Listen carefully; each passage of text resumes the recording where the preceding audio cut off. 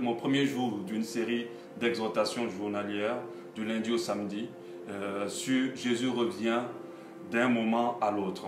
Bien sûr, vous vous attendez à Jésus revient bientôt, mais bon, c'est comme je l'ai reçu, c'est Jésus revient d'un moment à l'autre. Pendant ce temps de crise par rapport au coronavirus, ceux qui ont crise, ceux qui sont connectés surtout à l'esprit, savent que ce n'est pas juste un moment comme ça de crise dans le monde, mais c'est quelque chose d'assez précis que l'Église a prédit par rapport au retour du Seigneur. Je pense qu'il n'y a pas meilleur moment pour parler du retour du Seigneur que ce moment-là. Et Dieu m'a dit, parle-en. Les enfants de Dieu ne sont pas très captés sur mon retour, ne sont pas très concentrés sur mon retour.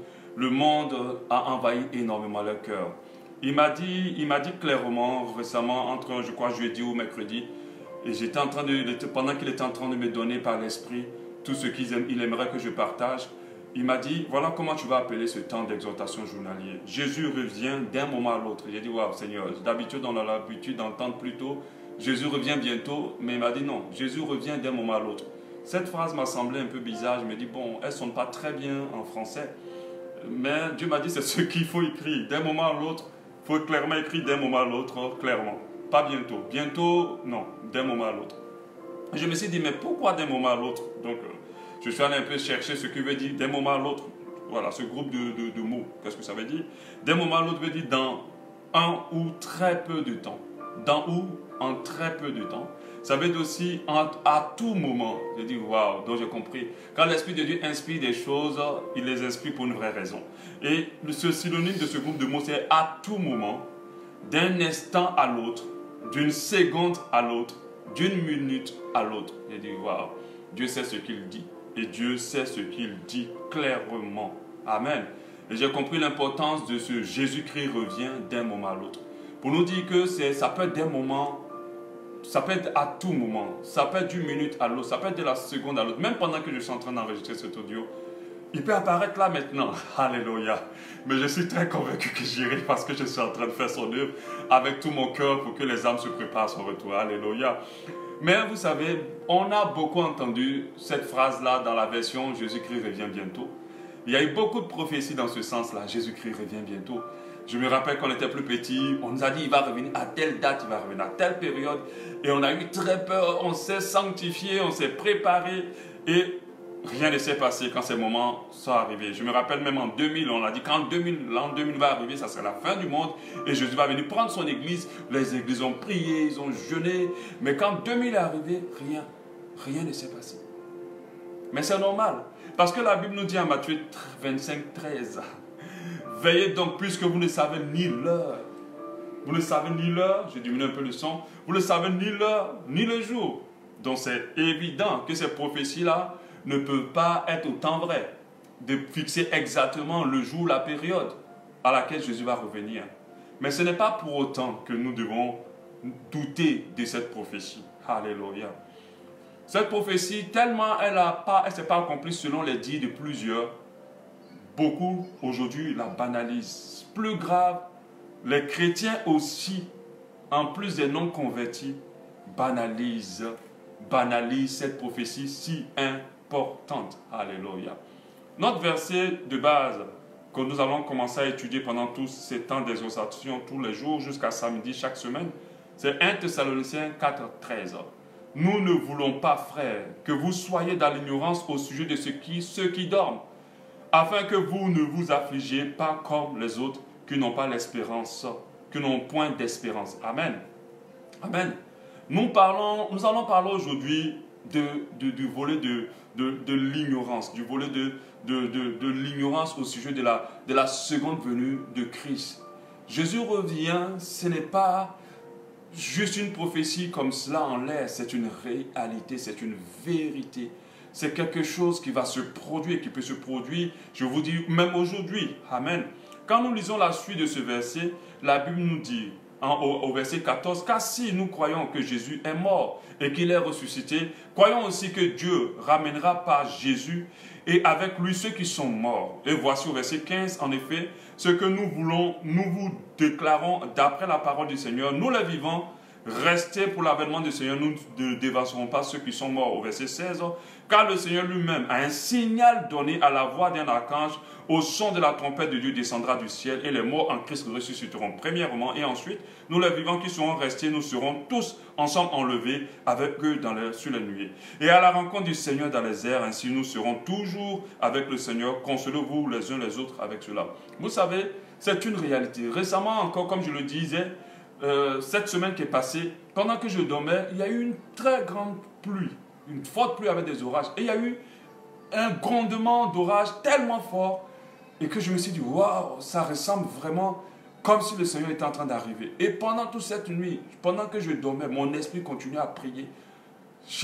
Bon, c'est vrai que j'ai déjà expérimenté ce genre d'expérience où pendant que tu dors, pendant que tu n'ouvres même pas la bouche, ton esprit prie. Mais mon esprit ne priait pas dans le sens de dire Seigneur, protège-moi. Mon esprit priait seulement dans le sens de dire Seigneur, pardonne-moi, accorde-moi ta grâce. Permets à ce que je sois enlevé. Toute la nuit, je restais en train de prier. Et c'était comme si le Seigneur était venu. Et quand je me suis levé le matin, je me suis vite précipité dans la chambre de mes filles. Et j'ai vu que mes petites filles de 1 an, 2 ans sont là. Dit Seigneur, si tu étais venu, je pense que ces enfants-là seront partis. Donc, je me suis un peu apaisé. Mais cela ne veut pas dire que le Seigneur n'allait pas venir. Pourquoi, quand on a lu tout à l'heure le verset, comme j'ai dit aujourd'hui, je vais aborder l'ignorance de la retour du Seigneur. Du retour plutôt du Seigneur. Quand on parle d'ignorance, on parle du fait de ne pas savoir une chose qui existe ou une chose importante. Mais ce n'est pas dans ces volets-là que nous sommes. Parce que les enfants de Dieu, y compris les païens, ont tous entendu que Jésus revient. Ont tous entendu que Jésus reviendra. L'ignorance, dans le cas où nous sommes en train de parler aujourd'hui, c'est le fait de banaliser cette information, de minimiser cette information, de négliger, de ne pas faire cas de cette information, de ne pas accorder assez d'importance ou pas d'importance à cette information. Et l'ignorance, c'est de vivre comme si ça ne va jamais arriver, comme si le fait que Jésus-Christ revienne bientôt ne va jamais arriver. Par rapport à ce dernier point, pouvons-nous dire que l'Église se prépare au retour du Seigneur? Waouh! Certainement et surtout, je dirais la réponse, ça ne serait pas évident. Ce n'est pas évident que l'Église se prépare vraiment. Ce n'est pas évident. C'est vrai que certains chrétiens sont très conscients du retour du Seigneur et s'y préparent. Mais je ne pense pas que ça soit la majorité. Pourtant, il y a tellement d'églises dans ce monde. Partout, même dans les endroits où on interdit les églises, il y a des églises. Mais la grande majorité ignore ou ne fait pas tellement cas du retour du Seigneur.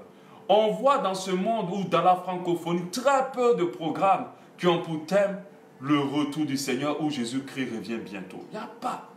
On voit que des gros programmes pour toutes choses, mais pas pour le retour du Seigneur. Pas pour le retour du Seigneur. Les gens résument le sacrifice de Christ à toutes ces choses qu'on peut obtenir dans ce monde. Voiture, maison, succès, percée, épanouissement, jouissance, et ainsi de suite. Même guérison et miracle. Quelqu'un va me dire, mais Jésus est mort pour qu'on vive la guérison, soit en pleine santé. Mais faites très attention. Jésus est mort pour nous donner quelque chose que le diable ne peut pas nous donner. Le diable donne la guérison. Le diable donne la percée. Le diable donne le miracle. Le diable donne l'élévation. Le diable donne le mariage. Le diable donne tout ça. Mais le diable ne peut pas donner le salut. Faites attention. Ne jetez pas le gâteau et puis conservez la cerise. La cerise, c'est juste un supplément sur le gâteau. Le gâteau, c'est la raison pour laquelle Christ est mort à la croix de Golgotha. C'est pour nous donner accès au royaume des cieux. C'est pour nous donner la vie éternelle. C'est pour nous sauver. C'est pour nous sauver. J'ai entendu des personnes dire, oui, ce confinement va permettre, par rapport au coronavirus, à plusieurs familles d'être restaurées, à plusieurs couples d'être restaurés, à plusieurs de finir leur projet. Et ce n'est pas pour cela que Dieu permet ce confinement. Ce n'est pas pour cela que Christ est mort à la croix de Golgotha. Il est mort à la croix de Golgotha pour que nous puissions nous repentir. Son message c'était « Repentez-vous car le royaume de Dieu, des cieux est proche ». Faites très attention. Arrêtons de passer notre temps sur les choses du monde. Quand je dis arrêtons, je parle de moi-même. Parce qu'à un moment donné, par les habitudes de nos pères, les mauvaises habitudes de nos pères, pas pour être déloyal ou juger nos pères, je ne suis pas parfait pour les juger, mais nous avons suivi les pères. Mais vous savez qu'un père peut vous induire en erreur. C'est pour ça que la parole de Dieu nous dit, dans ces derniers temps, l'Esprit sera répandu sur toute chair. Et nous devons tous chercher la parole de Dieu, la vérité par l'Esprit et par la méditation de la parole de Dieu. Alléluia. Jésus n'existe pas dans ce monde pour nous donner le succès et les percées. Il est là pour que nous soyons sauvés. pour que nous soyons sauvés. Pourquoi tu es chrétien? Pourquoi tu jeûnes? Tu vas dire à quelqu'un, jeûne pour ta consécration, il n'aura pas assez de force. Mais dis-lui, jeûne pour que Dieu, 21 jours même, pour que quand tu vas jeûner 21 jours, ta vie va être changée, tu vas te marier ou ta situation va changer, tu auras une percée. Cette personne aura la force de jeûner, comme si Jésus était venu pour te donner une percée dans ce monde. La percée, le diable a donné à plus donner cela à ses adeptes qu'à nous les chrétiens. Ce n'est pas les chrétiens qui sont les plus riches de ce monde. Ce n'est pas les chrétiens qui sont les plus épanouis de ce monde. Ce n'est pas les chrétiens qui ont les couples les plus stables de ce monde. Le diable donne toutes ces choses. Mais Jésus n'est pas venu pour donner ce que l'ennemi donne. Il est venu pour donner au-delà de ce que l'ennemi donne. Quelque chose qui est inaccessible à l'ennemi. Et cette chose-là, c'est le royaume des cieux. Le diable ne peut envoyer personne au ciel. Ignorance, parce que beaucoup d'enfants de Dieu ne se préoccupent plus du retour du Seigneur. Ce n'est plus trop leur problème. Ce n'est plus trop leur vie. Ce n'est plus trop leur focus. Ils sont focus sur tellement de choses qui n'ont rien à voir avec le retour du Seigneur. Amen. Il faut que nous nous ressaisissions. Le coronavirus, cette époque de crise, c'est pour ramener les enfants de Dieu à Dieu. Ce n'est pas pour revoir, restaurer ta vie pour ta percée ou ton succès. C'est pour que tu reviennes à Dieu. Regarde cette crise, elle bloque tout. Elle bloque même les grandes églises que les hommes de Dieu ont créées. Ce n'est pas pour les juger, mais ces églises ont été créées comme si c'était la gloire de Dieu qui était. La gloire de Dieu n'est pas reflétée dans les ouvrages des hommes. Dieu se glorifie de par lui-même. Alléluia. Il n'a pas besoin de toi pour le glorifier. Va seulement regarder des endroits comme des belles forêts, des belles plages, des bons endroits. Tu vas voir que Dieu est glorieux. Sans toi. Alléluia. Mais toutes ces choses-là n'ont aucune puissance, n'ont aucune importance dans ces moments-là. Pour que nous puissions plutôt retourner au Seigneur, que de demeurer dans notre état de pécheur. Que de demeurer dans notre état de pécheur. Les enfants de Dieu ne se préparent plus pour le retour du Seigneur. Ils sont dans l'ignorance. Ils ne font plus cas du retour du Seigneur. Si tu faisais cas du retour du Seigneur, ta vie serait différente. Si tu faisais cas du retour du Seigneur, tu ne vivrais pas comme si Dieu ne reviendrait pas. Si tu faisais cas du retour du Seigneur, tu ne ferais pas des choses comme si la seconde qui va suivre, le Seigneur ne va pas apparaître. Non. Celui qui s'attend à Dieu, alléluia, aura une vie qui reflète Dieu. Amen. L'employé qui s'attend à son maître aura une discipline qui reflète la volonté de son maître. Et nous ne sommes pas dans ce cas-là. Il y a trop de choses au sein de l'Église qui ne reflètent pas Dieu. Pour terminer, Dieu m'a dit qu'il est en colère contre l'Église. Je vais le développer le jeudi à notre direct du soir. Mais je ne vais pas le développer là. Il est en colère contre l'Église parce que l'Église pêche et l'Église s'éloigne de lui. Alléluia. On va s'arrêter là aujourd'hui.